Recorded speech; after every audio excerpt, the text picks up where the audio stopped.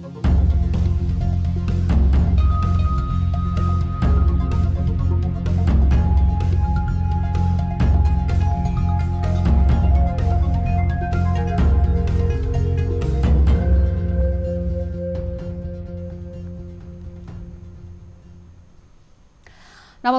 के हो news 24 television prime time न्यूजमा स्वागत छ।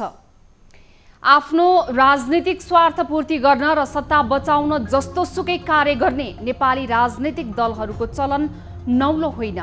यो पटक फेरि त्यही प्रवृत्ति दोहोरियो।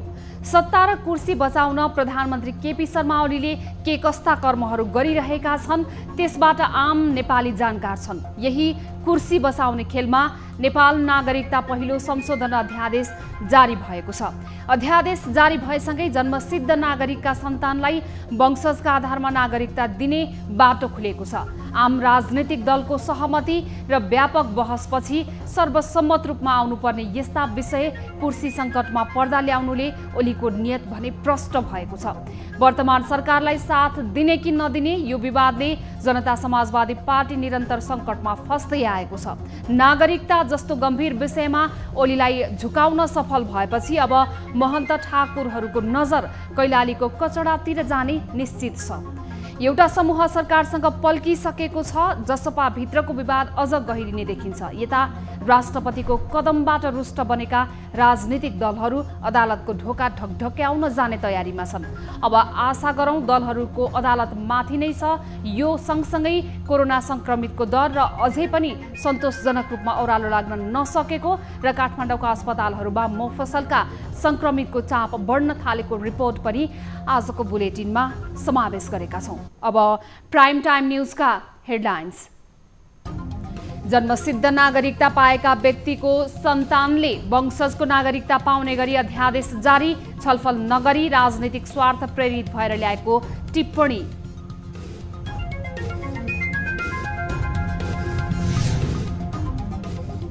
जसपा भित्र विवाद बढ्यो। उपेन्द्र यादव समूहले महन्त समूहलाई स्पष्टीकरण सोधेपछि छुट्टा छुट्टै बैठक। महन्त समूह पुग्यो निर्वाचन आयोग।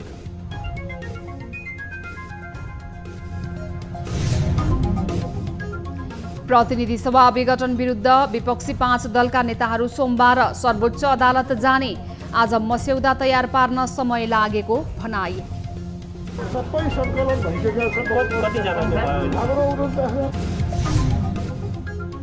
निषेधाज्ञाको 3 साता बित्दा पनि कोरोना संक्रमणको संख्या घटेन। अस्पतालहरूमा चाप उस्तै।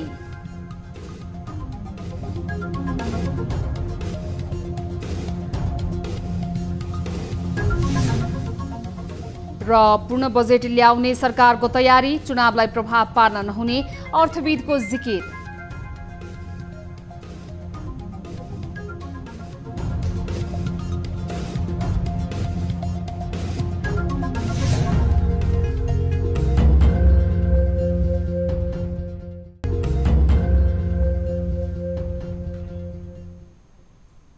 हामी निरन्तर न्यूजमा छौं।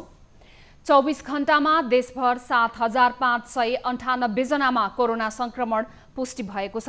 18,965 पीसीआर परीक्षणमा 7,598 जनामा कोरोना पुष्टि भएको स्वास्थ्य तथा जनसङ्ख्या मन्त्रालयले जनाएको छ। यस्तै 24 घण्टामा 7,664 जना कोरोना संक्रमण मुक्त भएका छन्। नेपालमा सक्रिय संक्रमितको संख्या 1,15,547 पुगेको छ। त्यस्तै पछिल्लो 24 घण्टामा देशभर थप 193 जनाको कोरोना संक्रमणका कारण मृत्यु भएको छ।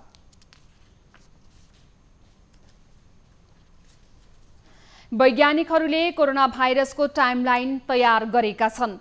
शरीरमा भाइरस प्रवेश गरेर लक्षण देखाउन सुरु गरेको दिनदेखि 22 दिनसम्मको अवधिमा सबैभन्दा जटिल 7 देखि 11 दिनलाई मानिएको छ। संक्रमण भएको 7 देखि 11 दिनसम्म कुनै जटिलता देखिएन र यदि संक्रमित 22 दिनसम्म यो भाइरससँग लड्न सक्षम भए संक्रमणलाई जित्न सकिन्छ। एक रिपोर्ट। कोरोना भाइरस संक्रमण भएपछि सुरुवाती चरणमा घाँटी खसखसाउने, खोकी लाग्ने, ज्वरो आउने, जिउ चिलाउने, टाउको दुख्ने वा कहिलेकाहीँ पखाला चल्ने जस्ता लक्षण देखिन्छ। यी मध्ये केही वा सबै लक्षण पनि देखिन सक्छ। कोरोनाबाट संक्रमित हुने 80% मानिसमा सामान्य लक्षण मात्र देखिन्छ, जुन लक्षणहरू 3 देखि 5 दिनसम्ममा हराएर जान्छ। त्यसपछि उनीहरू निको हुन्छन्। तर कोरोना संक्रमण भएका 20% मानिसमा गम्भीर असर देखिन्छ। उनीहरूमा संक्रमण भएको 5 देखि 7 दिनपछि समस्या बढ्दै जान्छ। हाल अस्पताल आउने मध्ये अधिकांश संक्रमितमा संक्रमण भएको 7 दिनपछि लक्षण बढ्दै जाने गम्भीर समस्या भएर अस्पताल आइपुग्ने गरेका छन्। कोही व्यक्तिलाई संक्रमण भयो भने त्यसको 5-7 दिनमा लक्षण सुरु हुन्छ। त्यसको 6औं 7औं दिनमा न्युमोनियाका लक्षणहरू सुरु हुन्छन् र उनीहरूले समयमा उपचारमा आएनन् भने त्यसको 24-48 घण्टापछि 81 अक्सिजनको मात्रा न्यून भएर गइसकेको अवस्था पुग्छ। भनेको 6औं 7औं दिन मुख्य गरेर न्युमोनियाका लक्षण हुने र सिकिस्त भएर अस्पताल आउने गर्छन् बिरामीहरू। संक्रमण भएको 5 वा 7 दिनपछि पहिले ज्वरो थिएन, तर पछि ज्वरो आयो, 100 डिग्री वा सो भन्दा बढी भएमा अस्पताल जानुपर्छ। हाल अस्पताल पुगेका 5% मानिसलाई आइसियु र भेन्टिलेटरको आवश्यकता देखिएको छ। संक्रमणले जटिलता ल्याउँदा समेत घरमै बसेर गम्भीर भएपछि मात्रै अस्पताल आउने संक्रमितहरूलाई तुरुन्तै भेन्टिलेटरमा राख्नुपर्ने अवस्थामा पनि अस्पताल पुग्ने गरेका छन्। उनीहरूलाई बचाउन मुस्किल पर्ने गरेको अनुभव चिकित्सकहरूको छ। विभिन्न अस्पतालबाट अक्सिजन सकिएको हिसाबले त्यो हस्पिटल रिफर भइरहेका छन्। घरमा बसेर अक्सिजन लगाएका बिरामीहरू पनि चिकित्सा भएर अब चाहिँ अस्पताल जानु पर्यो भन्ने हिसाबले आइरहेका छन्। संक्रमण पुष्टि भएको 7 दिनपछि पनि ज्वरो आइरहनु वा बढ्दै जाने, छाती दुख्ने, श्वास प्रश्वासमा समस्या हुने र सुक्खा खोकी लागिरहेको छ भने कोरोनाले गम्भीर बनाउन सक्छ। यस्तो हुँदा समयमै अस्पताल जानुपर्छ। संक्रमण भएको 12औं दिनदेखि 17औं दिनमा संक्रमितमा लक्षण हराउँदै गयो वा श्वास प्रश्वासमा सहजता हुँदै गयो भने संक्रमित निको हुने चरणमा रहेको बुझिन्छ। यो बेला कमजोरी महसुस हुन सक्छ, तर ज्वरो हराउने, खानाको स्वाद पाउने र श्वास प्रश्वासमा सहजता हुन्छ। 19 देखि 22 दिनको अवधिमा संक्रमित ठीक हुन थाल्छ। संक्रमितले भाइरसका यी टाइमलाइन बुझेर सुरुवाती लक्षणदेखि विभिन्न चरणमा स्वास्थ्यको ध्यान राख्नुपर्छ। क्यामेरामा केशव निरौलाका साथ टिभी जर्नलिस्ट रिया भण्डारी, काठमाडौँ। विभिन्न भागमा निषेधाज्ञा लगाइएको 3 सातामा पनि कोरोना संक्रमणको दर उल्लेख्य घट्न सकेको छैन। शुक्रराज वीर पाटन अस्पतालमा संक्रमितको चाप उस्तै छ। आइसियु र भेन्टिलेटरमै राख्नुपर्ने गम्भीर बिरामीको संख्या बढेको अस्पतालहरूले जनाएका छन्। काठमाडौँ भन्दा बाहिरी जिल्लाबाट रिफर भएर आउने गम्भीर बिरामीको संख्या बढेको अस्पतालले जनाएको छ। त्रिवी शिक्षण अस्पताल बाहेक संक्रमितको चाप अन्य अस्पतालमा भने घटेको छैन। एक रिपोर्ट।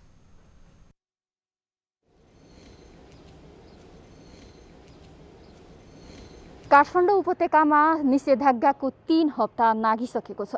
यो 3 हप्तामा कोरोना संक्रमणको अवस्था बढेको बढै छ।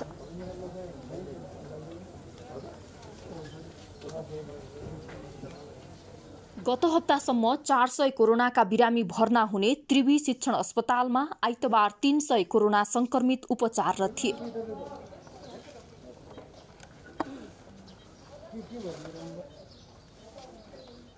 केही दिनदेखि अस्पतालमा कोरोना संक्रमितको चाप घटेको र मृत्युदर पनि घटेको अस्पताल प्रशासनले जनाएको छ। केही दिन अगाडिसम्म मात्रै हामी कहाँ जुन खालको चाप थियो नि, त्यो चाप चाहिँ अहिले एकदम घटेको जस्तो लाग्यो। एकदमै धेरै त होइन कि, अलिक घटेको जस्तो लाग्यो। कोभिडको इमर्जेन्सीमा भित्र ठाउँ नभएर बाहिर पेटीमा 40-50 जना त बाहिरै बसेका हुन्थे। आइसियुमा अहिले हाम्रो 48 जना छन्। 48 जना छन्, त्यसमध्ये भेन्टिलेटरमा 26 जना हुन्छ र हाम्रो मोर्टालिटी रेट पनि अलिकति घटेको छ हाम्रो। शुक्रराज अस्पताल टेकुमा पनि गत हप्ता संक्रमित घटेका थिए, तर आइतबार बिहानैदेखि काठमाडौँ उपत्यका बाहिरका विभिन्न जिल्लाबाट रिफर भएर आएका संक्रमितले अस्पतालका सबै शैय्या भरिएका छन्। कतिपयलाई कुर्सीमै राखेर उपचार गर्नुपर्ने अवस्था आइपरेको छ। फेरि बिरामीहरूको संख्या बढ्दै गइराखेको छ र यो सबै अस्पतालको भेन्टिलेटर, आइसियु, त्यसपछि इमर्जेन्सी, स्पेसल आइसोलेसन र त्यस्तै हाम्रो यता एसडी, बाहिरको एसडीमा सबै गरेर अहिले 132 जना बिरामीहरू चाहिँ उपचाररत हुनुहुन्छ र सबैलाई 100% नै अक्सिजन चाहिँ दिएर उपचार गरिरहेको छ।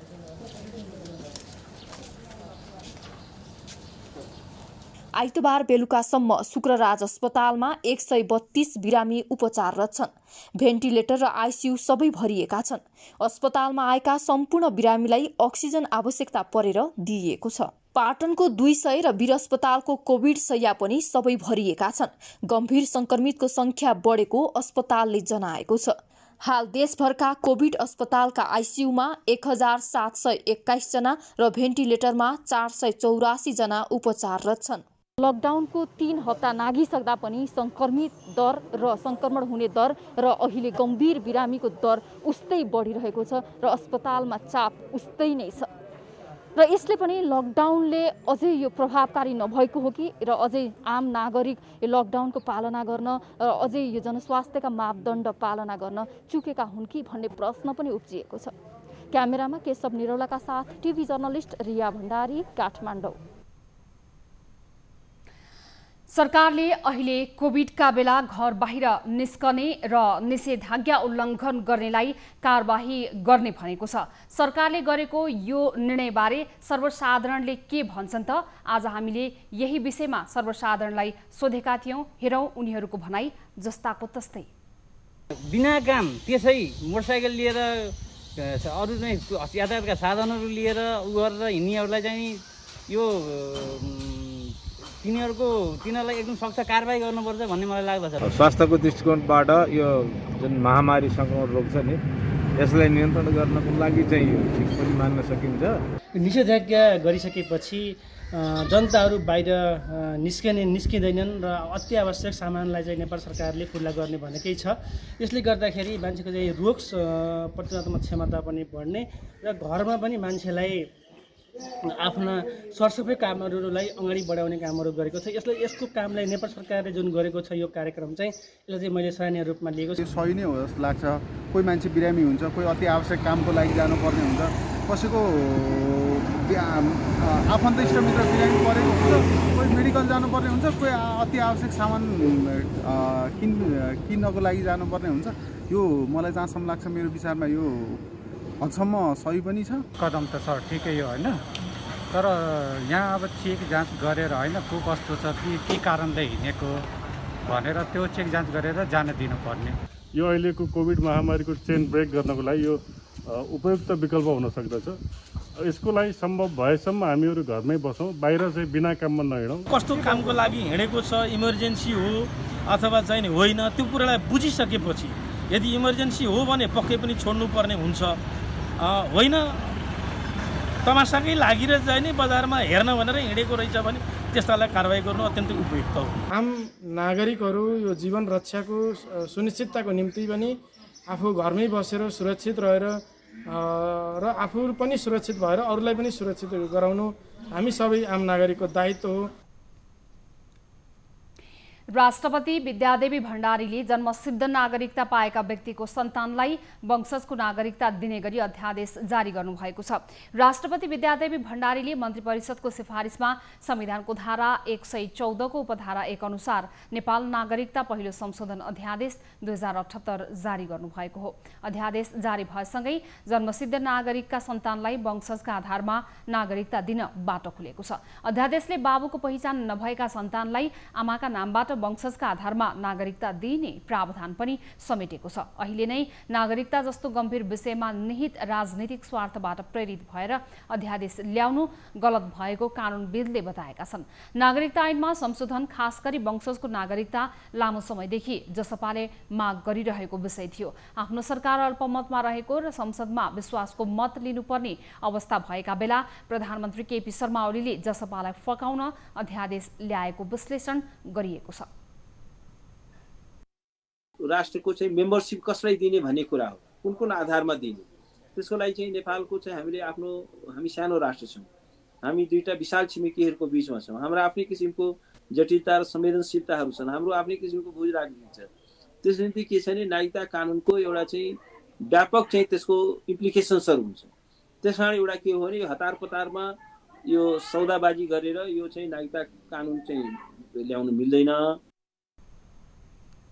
नेपालको संविधानले वंशजको नागरिकले मात्रै राष्ट्रपति, उपराष्ट्रपति, प्रधानमन्त्री, प्रधान न्यायाधीश, सभामुख, राष्ट्रिय सभाध्यक्ष बन्न पाउने व्यवस्था गरेको छ।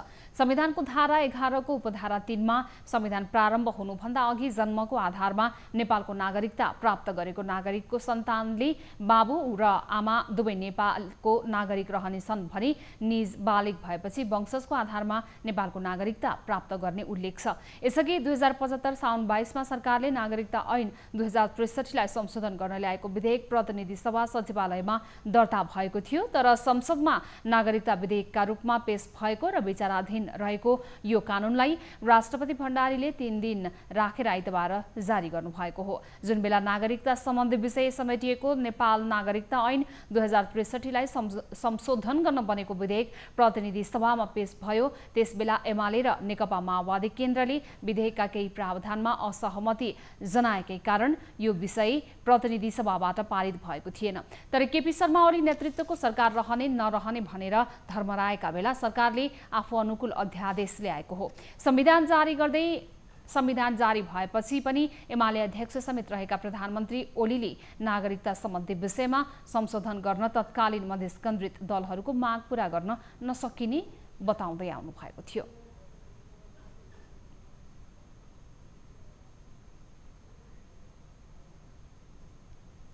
हामीसँग न्युजहरू अझै बाँकी छन्, अहिलेलाई ब्रेक।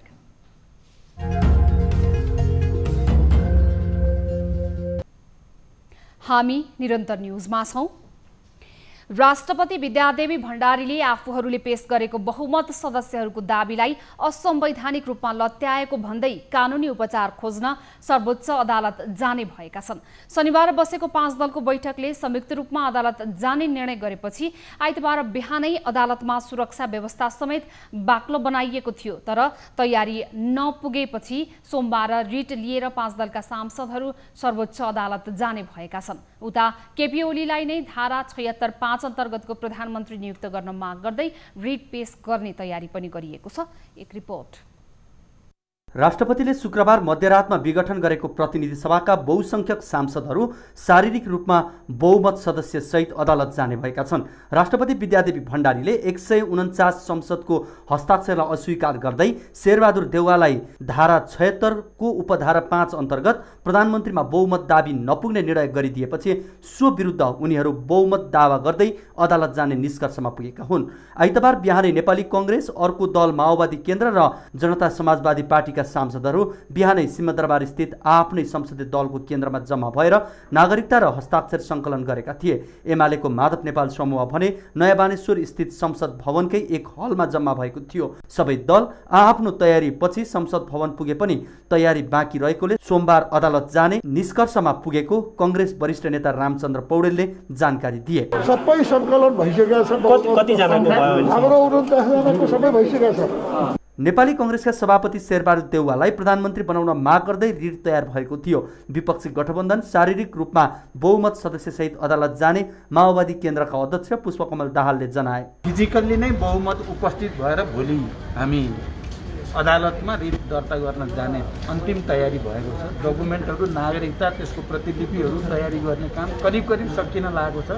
राष्ट्रपति भण्डारीले 149 सांसदको हस्ताक्षर सहित संविधानको धारा 76 को उपधारा 5 अनुसार प्रधानमन्त्री बन्न दाबी गरे पनि राष्ट्रपति भण्डारीले दाबी नपुगेको ठहर गरेपछि विपक्षी दलहरू रुष्ट बनेका छन्। मध्यरातिमा प्रस्ताव गर्ने प्रधानमन्त्री र स्वीकृत गर्ने राष्ट्रपति दुवैको संविधानको प्रावधानको ख्याल नराखी सम्पूर्ण प्रावधानलाई भत्काएर, संविधान भत्काएर जसरी संसद भङ्ग गरियो र चुनावको कुरा गरियो, जुन असम्भव छ, त्यो गैर संवैधानिक छ। विपक्षी गठबन्धन मात्र होइन, अन्य अधिवक्ताहरूले पनि संसद विघटनको विरुद्ध रिट पेश गरेका छन्। सर्वोच्च अदालत प्रशासनका अनुसार पछिल्लो निर्णयका विरुद्ध 25 वटा रिट अदालतमा पेश भए पनि अध्ययनका क्रममा रहेकाले सोमबार दर्ता हुने बताइएको छ। विपक्षी गठबन्धनसहित अन्य केही रिट पनि थपिन सक्छ। त्यस्तै एमालेका अध्यक्ष केपी ओलीलाई प्रधानमन्त्री बनाउनु पर्ने भन्दै अर्को रिटको पनि तयारी भएको बुझिएको छ। यसअघि गत पुस 5 मा प्रतिनिधि सभा विघटन हुँदा परेका 13 वटा रिट संवैधानिक इजलासले महिनौको बहसपछि टुङ्ग्याएको थियो। विपक्षीहरूले पुस 5 को निर्णय जस्तै अहिलेको निर्णय पनि उल्टने विश्वास व्यक्त गरेका छन्। सर्वोच्च अदालतको फैसला नआउँदासम्म अहिलेको राजनीतिक गतिरोध कायमै रहनेछ भने राष्ट्रपतिले घोषणा गरेको मध्यावधि निर्वाचनको कोर्स पनि अघि नबढ्ने भने निश्चित छ। न्युज 24 टेलिभिजनका लागि टिभी जर्नलिस्ट जगन्नाथ दुलालको रिपोर्ट। नेकपा एमालेका वरिष्ठ नेता माधव कुमार नेपाल पक्षका युवा नेताहरूले राजनीतिक दल दर्ताका लागि निर्वाचन आयोगमा निवेदन दिएका छन्। नेकपा एमाले भित्रको विवाद उत्कर्षमा पुगेका बेला माधव पक्षका युवा नेताले दल दर्ताका लागि निवेदन दिएका हुन्। युवा नेता जीवन राईको अध्यक्षतामा दल दर्ताका लागि निवेदन दिइएको हो। सो दलको नाम नेपाल कम्युनिस्ट पार्टी एकीकृत राखिएको जनाइएको छ। 25 सदस्यीय कार्यसमिति राखेर दल दर्ताको निवेदन दिइएको हो। 25 सदस्यीय केन्द्रीय कमिटीमा अध्यक्षमा जीवन राई, कल्पना गुरुङ, उपाध्यक्षमा विनोद कुमार खुलाल, महासचिव एन विक्रम कुँवर, सचिव र सुशीला खनाल कोषाध्यक्ष रहेका छन्। चुनाव चिन्ह पनि कलम माग गरिएको जनाइएको छ। राई नेपाल पक्षमा रहेका अनिरा सोभिउका पूर्व विद्यार्थी नेता समेत हुन्। दल दर्ताका लागि पेश गरेको कागजात अध्ययन गर्ने काम भइरहेको निर्वाचन आयोगले जनाएको छ।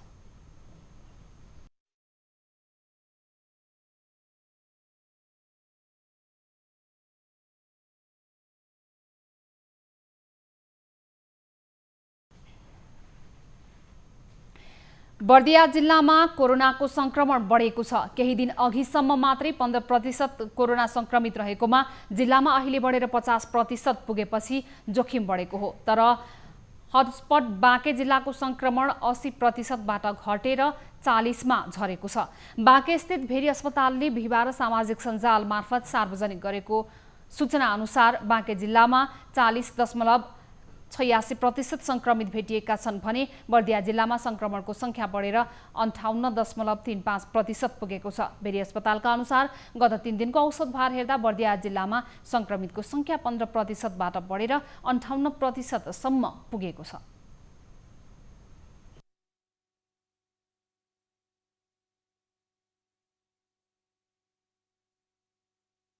तपाईको स्वाब कलेक्सन हैन पीसीआर टेस्टले पनि देखाइरहेको छ कि बाँकीमा अहिले कोरोना संक्रमितहरू कम भइरहेको अवस्था छ र बर्दियाको खास गरिकन बढैया ताल त्यसपछि आएर तपाईको ठाकुरबाबा नगरपालिकातिरका मान्छेहरूको अलि बढी संक्रमित अवस्था देखिएको छ।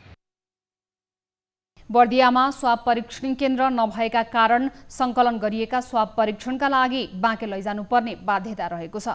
बाँकेबाट परीक्षण रिपोर्ट आउनु परेकाले बर्दियावासीले परीक्षण रिपोर्ट पनि ढिलो पाउने गरेका छन्। बर्दिया जिल्लामा हाल करिब 1400 को हाराहारीमा संक्रमितहरू रहेका छन्। सत्ता समीकरणमा विभाजित बनेको जनता समाजवादी पार्टी जसपाका 2 समूहले छुट्टा छुट्टै कार्यकारिणी समितिको बैठक बोलाएर एकअर्कालाई कारबाही गर्ने सम्मको चेतावनी दिएका छन्। अर्का अध्यक्ष उपेन्द्र यादव समूहले आफ्नै समूह नै आधिकारिक भएको भन्दै महन्त समूहलाई स्पष्टीकरण सोध्ने निर्णय गरेको थियो। आइतबार काठमाडौँमा बसेको महन्त पक्षका नेताहरूको बैठकले कोरोना महामारीका कारण स्थगित गरिएको बैठक अर्को पक्षले एकलौटी ढङ्गले बोलाएको भन्दै उक्त बैठकले गरेको निर्णय मान्य नहुने निर्णय गरेको हो। यस्तै पार्टीले गरेको निर्णय विपरीत बैठक बसेको भन्दै कारबाही गर्ने चेतावनी पनि उनीहरूले दिएका छन्। बैठकपछि जसपा नेता सुरेन्द्र झाले जेठ 8 र 9 गतेका लागि तय भएको जसपाको कार्यकारिणी समितिको बैठक कोरोना महामारीका कारण स्थगित गरिएका बेला अर्को पक्षको कार्यकारिणी बैठक बस्नु उचित नभएको बताएका छन्। झाले पार्टी विपरीत जानेलाई कारबाही हुने पनि बताएका छन्। यो गोप्य रूपमा बैठक बस्ने, गोप्य स्थानमा बैठक बस्ने, तथाकथित चाहिँ बैठकको हवाला दिएर चाहिँ पार्टीकै नेता, पार्टीकै अध्यक्ष, पहिलो अध्यक्ष, प्रथम अध्यक्ष जसको नेतृत्वमा पार्टी अगाडि बढेको छ उहाँलाई चाहिँ स्पष्टीकरण सोध्ने अथवा सोधिएको छ भन्ने सुन्नमा आएको छ तपाईँहरूको सञ्चार माध्यमबाट। योभन्दा हास्यास्पद विषय के हुन सक्छ? शनिबार मात्र उपेन्द्र यादव समूहले पार्टीको निर्णय प्रधानमन्त्री केपी शर्मा ओलीको विकल्प खोज्ने रहेको भन्दै त्यस विरुद्ध जाने महन्त पक्षका 4 नेतालाई स्पष्टीकरण सोध्ने निर्णय गरेको थियो। उपेन्द्र समूहले आइतबार पनि विज्ञप्ति जारी गर्दै पार्टीका कुनै पनि सदस्य सरकारमा सहभागी भए पार्टीबाट स्वतः निष्कासित हुने प्रश्न पारेको छ। सो पार्टीका प्रचार प्रसार विभाग प्रमुख डम्बर खतिवड़ाद्वारा जारी गरिएको विज्ञप्तिमा पार्टी विरोधी गतिविधिमा संलग्न बारे आवश्यक सूचना सङ्कलन गर्ने र यथोचित कारबाही प्रक्रिया अगाडि बढाउने निर्णय गरिएको पनि जनाएको छ। चाहिँ जुन केपी ओली र विद्या भण्डारीले विघटन गरेको संसदलाई दोहोरो पटक प्रतिगमनकारी जुन कदम उठायो त्यसको समर्थन र स्वागत गरिएको कारणले र चाहिँ बिना निर्णय वार्ता समिति 2 जनालाई बनाएर चाहिँ पठाइएको यही सबै विभिन्न मुद्दामा अहिले पनि पहिला स्पष्टीकरण सोधिने आत्मालोचना सहित चाहिँ फर्किनुहुन्छ भन्ने ठिक छ, नत्र चाहिँ कारबाही प्रक्रिया अगाडि बढाउनु भन्ने निर्णय भयो।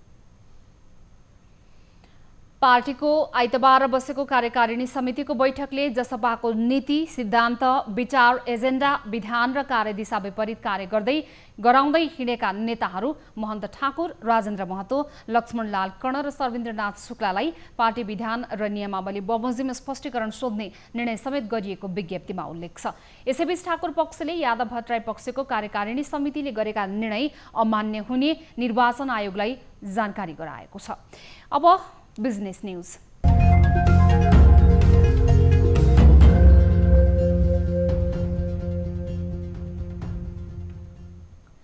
प्रधानमन्त्री केपी शर्मा ओलीले जेठ 15 गते अध्यादेशबाट बजेट ल्याए पनि पूर्ण आकारको सरकारको योजना र प्राथमिकताहरू सहित बजेट आउने बताएका छन्।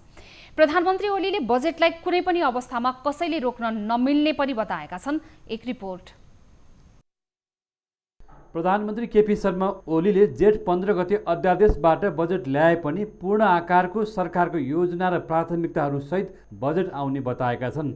प्रधानमन्त्री ओलीले बजेटलाई कुनै पनि अवस्थामा कसैले रोक्न नमिल्ने बताएका छन्। राष्ट्रपतिले संसद विघटन गरेपछि चुनावी सरकारमा परिणत भएको सरकारले अध्यादेश मार्फत पूर्ण आकारको बजेट ल्याउन लागेको हो। प्रधानमन्त्रीले बजेट कोरोना महामारीलाई मुख्य प्राथमिकतामा राखेर ल्याउने तयारी भइरहेको बताए।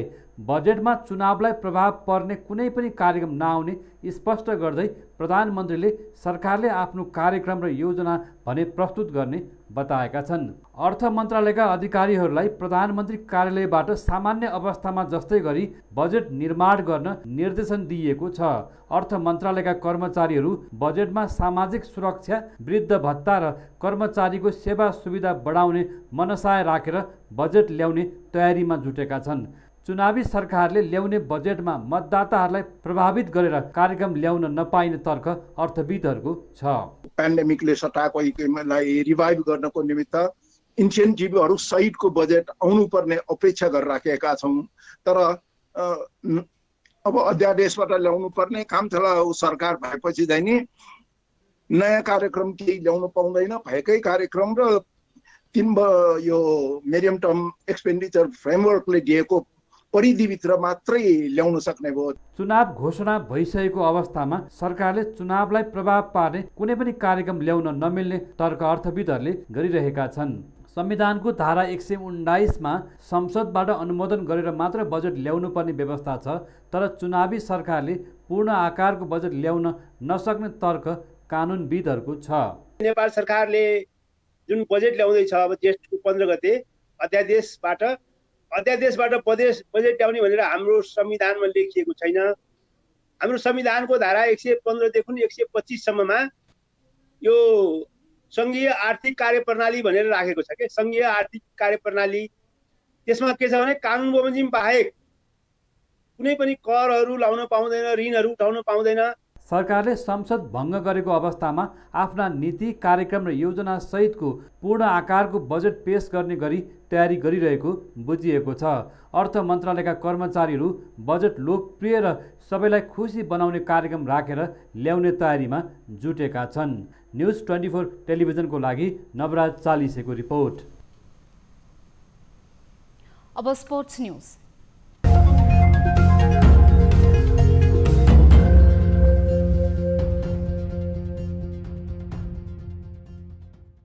एसिया कप टी20 क्रिकेट प्रतियोगिता स्थगित भएको छ। एसियन क्रिकेट काउन्सिल एसिसीले आइतबार एसिया कप क्रिकेट स्थगित गरिएको जनाएको छ। कोरोना भाइरसको महामारीका कारण प्रतियोगिता स्थगित गरिएको एसिसीले जनाएको छ। एसिसीले स्थगित एसिया कप 2023 मा आयोजना गरिने जनाएको छ। सन् 2022 मा एसिया कप आयोजनाको तय भइसकेको कारण यस संस्करणको एसिया कप 2023 मा हुने बताइएको छ। श्रीलङ्कामा हुने एसिया कप यस वर्षको मध्यमा आयोजना गरिने तय थियो। गत वर्ष पाकिस्तानमा हुने भनिएको एसिया कप कोरोना भाइरसका कारण 1 वर्ष स्थगित गरिएको थियो। प्रतियोगितामा भारत, पाकिस्तान, श्रीलङ्का, बङ्गलादेश, अफगानिस्तान र मलेसिया बीच प्रतिस्पर्धा हुनेछ। अब इन्टरनेशनल न्यूज।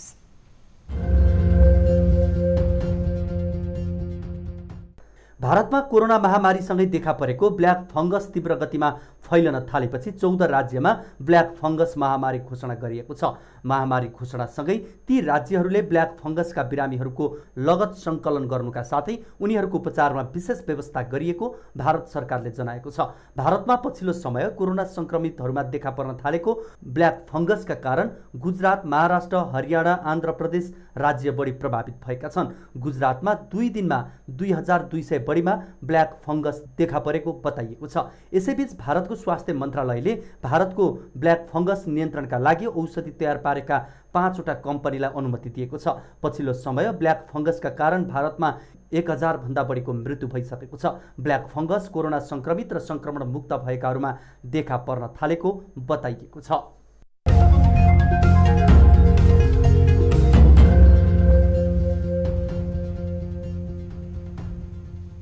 अब एउटा रोचक प्रसङ्ग। तपाईलाई भित्ता भित्ता चढ्ने तथा आकाशमा उड्ने हलिउड फिल्मका पात्र स्पाइडरम्यानका बारेमा थाहा छ? ठ्याक्कै स्पाइडरम्यान जस्तै त होइन, तर पनि कोही भित्तामा वा ढोकामा सजिलै चढ्न सक्छन् भन्दा अनौठो लाग्छ होला। हो, भारतको उत्तर प्रदेशका एक बालक स्पाइडरम्यान जस्तै ढोका वा भित्तामा चढ्न सक्छन्। उनको एउटा भिडियो अहिले सोशल मिडियामा अत्याधिक छाइरहेको छ। उनी 7 वर्षीय बालक हुन्। उनी बिना कुनै सपोर्ट स्पाइडरम्यान जस्तै भित्तामा चढ्न सक्छन्। भारतको उत्तर प्रदेशको कानपुरमा बस्ने 7 वर्षीय यथार्थ सिंहको यही अनौठो प्रतिभाका कारण अहिले सोशल मिडियामा चर्चा बनिरहेका छन्। अब प्राइम टाइम न्यूज सक्नु अघि अहिलेसम्मका हेडलाइन्स फेरि एकपटक। जन्मसिद्ध नागरिकता पाएका व्यक्तिको सन्तानले वंशजको नागरिकता पाउने गरी अध्यादेश जारी। छलफल नगरी राजनीतिक स्वार्थ प्रेरित भएर ल्याएको टिप्पणी।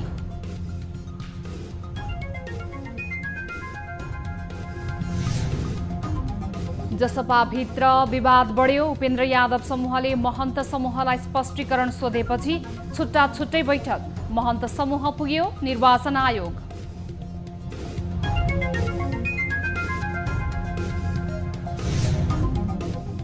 प्रतिनिधि सभा विघटन विरुद्ध विपक्षी 5 दलका नेताहरू सोमबार सर्वोच्च अदालत जाने। आज मस्यौदा तयार पार्न समय लागेको भनाई।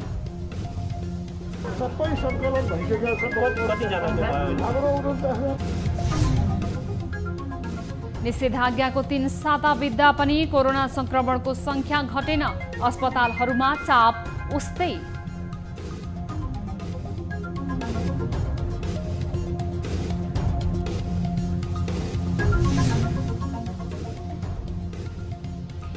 र पूर्ण बजेट ल्याउने सरकारको तयारी। चुनावलाई प्रभाव पार्न नहुने अर्थविदको जिकिर।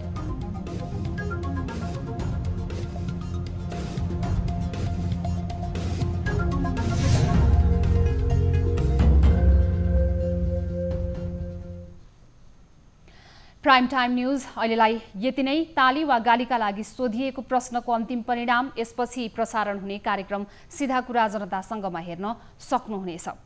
थप न्यूजका लागि हाम्रो वेबसाइट www.news24nepal.com हेर्नुहोला। साथै हामीलाई फेसबुक, ट्विटर र युट्युबमा पनि फलो गर्न सक्नुहुन्छ। यस्तै मोबाइल, फाइबर वा इमेल मार्फत न्यूज24 को हेल्प डेस्कमा कुनै पनि समस्या र गुनासाहरू छन् भने टिपाउन सक्नुहुनेछ। हामी निरन्तर न्यूजमा छौं। नमस्ते।